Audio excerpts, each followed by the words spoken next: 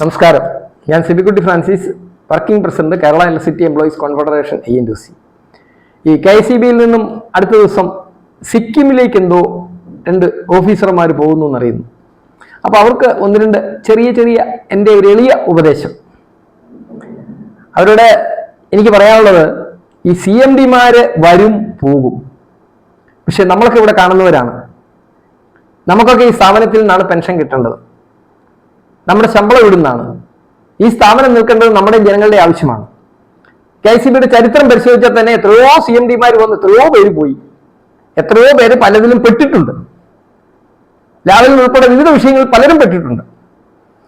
ഇപ്പൊ ഇവിടെ 62 മെഗാവാട്ട് ഒരു പദ്ധതി സിക്കിമിൽ ആർക്കും വേണ്ടാതെ കിടക്കുന്നുവെന്നോ KCB ഇത് ഏറ്റെടുക്കാൻ പോകുന്നുവെന്നോ ഒക്കെ മനോരമയിലൂടെ ഒരു വാർത്ത കണ്ടു. അത് ലേലം ചെയ്യാൻ പോകുന്നുവെന്നോ.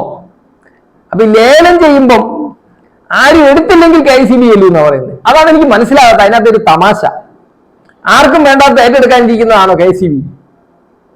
പണ്ട് KCB വൈതരണിയിൽ ഒറീസയില് കൽക്കരിപ്പാടം വാങ്ങി അവിടുന്ന് കൽക്കരി മാന്തി എടുത്ത് കറണ്ട് ഉണ്ടാക്കി ഇവിടെ കൊണ്ടുവരുന്നതിന് വേണ്ടി ഒരു 25 കോടി രൂപ കൊണ്ടുപോയി കെട്ടിവെച്ചത് 15 വർഷങ്ങൾക്ക് ശേഷം ഈ അടുത്ത ഇടയ്ക്കാണ് കിട്ടിയത്. ഈ നാട്ടിലെ ജനങ്ങളുടെ പൈസയാണെന്ന് മനസ്സിലാക്കണം. അപ്പൊ സിക്കിമിലെ പദ്ധതി ജലവൈദ്യുത പദ്ധതിയാണ്. 62 മെഗാവാട്ട് ഉണ്ട്. ഇന്നത്തെ കണക്കനുസരിച്ച്, ഇന്റർനാഷണൽ കണക്കനുസരിച്ച് സ്ഥലവും ഡാമും ഉൾപ്പെടെ എല്ലാം കൂടെ 500 കോടിക്കുണ്ട്. അത് 10, 100, 200 കോടിക്ക് കിട്ടുമെന്ന് നിങ്ങൾക്ക് എത്ര ഉറപ്പിച്ച കുഴപ്പമൊന്നുമില്ല. പക്ഷെ അവിടെ വെള്ളം ഉണ്ടോ നോക്കണേ. കാരണം പണ്ട് കുറച്ച് നമ്മുടെ ഒരു ഇടതുപക്ഷ ഭരണകാലത്ത് നമ്മൾ കുറെ 45 ജലവൈദ്യുത പദ്ധതികൾ, സ്മോൾ ഹൈഡൽ പ്രോജക്ട്സ് ചെയ്തിരുന്നു. അതിൽ 2 എണ്ണം വെള്ളം കിട്ടാതിരുന്നുകൊണ്ട് ടെസ്റ്റ് ചെയ്യാൻ പോലും പറ്റിയിട്ടില്ല.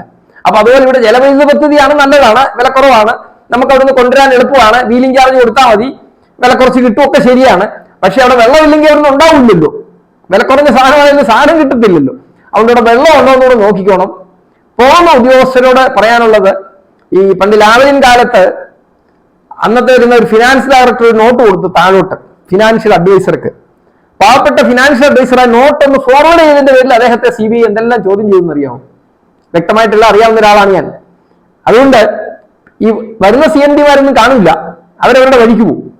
അപ്പൊ ഈ 62 മെഗാവാട്ട് നമുക്കൊരു 10, 100, 200 കോടിക്ക് കിട്ടുമെങ്കിൽ ലാഭമില്ല. വെള്ളം ഉണ്ടായിരിക്കണം, വീലിംഗ് ചാർജസ് ഒക്കെ കുറഞ്ഞ രീതിയിൽ കിട്ടണം. ഇത് സ്വകാര്യ കമ്പനി ഇട്ടിട്ട് പോയെന്ന് പറഞ്ഞതിന്റെ അർത്ഥം എന്താ? ഞാനൊരു പഠനം നടത്തിയിൽ നിന്ന് മനസ്സിലാക്കിയത്, ഈ കമ്പനിക്കാര്, സ്വകാര്യ പാർട്ടികള് ഇങ്ങനെ പ്രോജക്ട് തുടങ്ങുന്നത് എങ്ങനെയാണെന്ന് വെച്ചാൽ 70% ലോണും 30% കയ്യിൽ നിന്ന് കാശും മുടക്കും. അവരുടെ 30% അതിന്റെ ലാഭത്തിന്റെ ലാഭവും കിട്ടിക്കഴിയുമ്പോൾ ഈ 70% ലോൺ അടയ്ക്കാതെ വരുമ്പോഴത്തേക്കും അതെന്താവും? ജപ്തിയിലാവും. അപ്പൊ അവർ ഇട്ടിട്ട് പോകും. അപ്പൊ നമ്മൾ ഈയിടെ ഒരു കൺസൾട്ടൻസി കരാറിൽ ഏർപ്പെട്ടിരുന്നു നമ്മുടെ ബോർഡ്. ആ കൺസൾട്ടൻസി കരാറിന് അനുകൂല നിലപാടെടുക്കാത്തതിന്റെ പേരിൽ ഒരു ചീഫ് എഞ്ചിനീയർ ഇവിടുന്ന് ട്രാൻസ്ഫർ മേടിച്ചു പോയി, മറ്റൊരു ഉദ്യോഗസ്ഥനെ നിർത്തിപ്പിടിച്ചു. അപ്പൊ കൺസൾട്ടൻസി SBI ക്യാപ്സ് ആണ്, ഈ ലോൺ കൊടുത്തിട്ടുള്ള SBI ആണ്. അവരുമായിട്ടുള്ള ഒരു അവിശുദ്ധ ബന്ധമാണോ? അവരുടെ ബാധ്യത, അവർക്ക് വന്ന ഈ കടം, അവർക്ക് ഈ കമ്പനിക്കാരൻ കൊടുക്കാനുള്ള കടം കിട്ടാൻ വേണ്ടിയിട്ടാണോ ഇത് എടുക്കാൻ പോകുന്നത്? അതോ കേരളത്തിലെ ജനങ്ങൾക്ക് വില കുറച്ച് വൈദ്യുതി കിട്ടാൻ വേണ്ടിയിട്ടാണോ എന്നുള്ളത് പരിശോധിക്കേണ്ട കാര്യമാണ്. കേരളത്തിലെ ജനങ്ങൾക്ക് 75 പൈസയ്ക്ക് 50 പൈസയ്ക്കുള്ള വൈദ്യുതി കിട്ടാൻ ആണെങ്കിൽ നല്ല കാര്യമാണ്. പക്ഷേ ഇതിനകത്തൊരു ദുരൂഹതയുണ്ട്. ഇന്നലത്തെ പത്രത്തിൽ തന്നെ ഒരു വാർത്ത വായിച്ചു, ലേലത്തിൽ ആരും പങ്കെടുത്തില്ലെങ്കിൽ നമ്മൾ പോകുന്നു CMD പറഞ്ഞതായിട്ട്. CMD എന്നോട് പറഞ്ഞതല്ല, മനോരമ എഴുതിയിരിക്കുന്ന. അപ്പൊ ലേലത്തിൽ ആരും പങ്കെടുക്കാത്തതാണ് അവർ വാങ്ങുന്നത്. മണിയാറിൽ ഒരു പദ്ധതി, ജലവൈദ്യുത പദ്ധതി നമ്മുടെ സ്വന്തം കിടക്കുക, എടുക്കേണ്ട സമയം കഴിഞ്ഞു. 1 മാസം കഴിഞ്ഞു, ജനുവരി കഴിഞ്ഞ്, ഫെബ്രുവരി കഴിഞ്ഞ്, മാർച്ചായി. ജനുവരിയിലെ വൈദ്യുതി ചാർജ് മണിയാറിലെ ഈ കമ്പനി അവരടച്ചു കേട്ടോ. അണ്ടർ പ്രൊട്ടക്ഷൻ അയച്ചു, അവർക്കും പേടിയുണ്ട്. എന്നിട്ടും നമ്മളെ ഏറ്റെടുക്കാൻ തയ്യാറാവുന്നില്ല. ഒന്ന് ആലോചിച്ച് നോക്കി. 124 ജലവൈദ്യുത പദ്ധതികൾ വഴിയിൽ കിടക്കുക, പണി പൂർത്തിയാകാതെ. ഭൂതത്താൻകെട്ട് ഉൾപ്പെടെ. ഭൂതത്താൻകെട്ടിലൊരു 1.5 വർഷം മുമ്പിലത്തെ ഒരു അവസ്ഥ എന്താണെന്ന് വെച്ചാൽ കമ്പനിയെ വിളിച്ചാൽ കിട്ടത്തില്ലായിരുന്നു. അപ്പൊ ഇവിടെയെല്ലാം ഒരു ഒത്തുകളിയാണ്. ഒത്തുകളി നടത്തി KCB ജനങ്ങളെ കഷ്ടപ്പെടുത്തുകയാണ്. KCBക്ക് ബാധ്യതകൾ വരുത്തിക്കൊണ്ടിരിക്കുകയാണ്. ഇന്നലെ തന്നെ എന്തോ ഒരു ഡയറക്ടർ വരുന്നു ബോർഡിൽ, പുതിയ കോൺട്രാക്റ്റിലായി ഇപ്പൊ ഡയറക്ടർമാരിരിക്കുന്നത്, HR ഡയറക്ടർമാരെ ഇരിക്കുന്നത്. ബോർഡിൽ നിന്നുള്ളവരെ കൊടുക്കാത്തതിന്റെ കാരണം എന്താണെന്ന് ചോദിച്ചാല്, ഒരു പ്രത്യേക വിഭാഗത്തിൽപ്പെട്ടവർക്ക് ആ ഡയറക്ടർ സ്ഥാനം കിട്ടുന്നതുകൊണ്ട് അത് കൊടുക്കാതിരിക്കാൻ വേണ്ടി ഒരിക്കലും ഇടതുപക്ഷ ഗവൺമെന്റ് ചെയ്യാൻ പറ്റില്ലാത്ത കാര്യമാണ് ചെയ്തുകൊണ്ടിരിക്കുന്നത്. ഇപ്പൊ ഡയറക്ടേഴ്സിനെ പെർമനന്റ് ആയിട്ട് കൊടുക്കുന്നില്ല. അപ്പൊ നിലവിലുള്ള ചീഫ് എഞ്ചിനീയർ മൂത്തിട്ടുള്ളവർ ഡയറക്ടർ, അവർക്ക് എലിജിബിൾ അല്ലേ, എഫിഷ്യന്റ് അല്ലേ? അവർക്ക് കിട്ടാതിരിക്കാൻ വേണ്ടി പുറത്തുനിന്ന് ആളെ കൊണ്ടുവരിക. ഡയറക്ടറെ വെക്കാന്ന് പറയുന്ന ഗവൺമെന്റ് ഡിസ്ക്രിപ്ഷൻ, ആരെ വേണേലും വെക്കാം. അതിനകത്തൊന്നും യൂണിയൻ ഇടപെടുന്ന നല്ല വിഷയം, അതൊക്കെ ഗവൺമെന്റ് പോളിസിയാണ്, ആരെയും വെക്കാം. പക്ഷേ ഒരു സാമാന്യ മര്യാദയുണ്ടല്ലോ.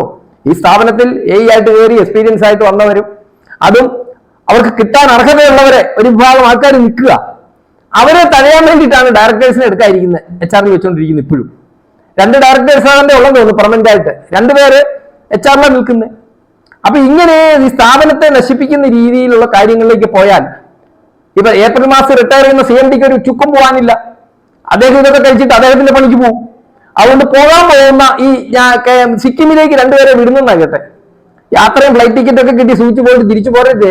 പോകുമ്പോൾ നമ്മൾ നമ്മുടെ കാര്യം നോക്കിക്കോണം, നിങ്ങൾ നിങ്ങളുടെ കാര്യം നോക്കിക്കോണം, നമ്മുടെ സ്ഥാപനത്തിന് വേണ്ടി നിൽക്കണം, ജനങ്ങൾക്ക് വേണ്ടി നിൽക്കണം, നിങ്ങളുടെ ലൈഫ് സേവ് ആക്കണം, നിങ്ങളുടെ പെൻഷൻ സേവ് ആക്കണം, നിങ്ങളുടെ ജോലി ഉറപ്പിക്കണം.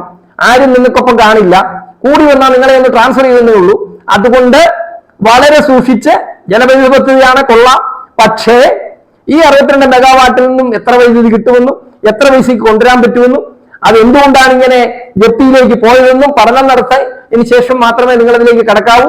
കേരള ജനതയ്ക്ക് പ്രയോജനപ്പെടുന്നതല്ലെങ്കിൽ അത് SBI ക്യാപ്സിനെയോ അല്ലെങ്കിൽ SBIയെയോ രക്ഷപ്പെടുത്താൻ വേണ്ടി ഒരു കൂട്ടുകച്ചവടത്തിന്റെ ഭാഗമാണെങ്കിൽ അതിനെ നിങ്ങൾ എതിർക്കണം എന്ന് നിങ്ങൾക്ക് ഒരു ചെറിയ എളിയ അറിയിപ്പ് നൽകിക്കൊണ്ട് നിർത്തുന്നു. നന്ദി, നമസ്കാരം.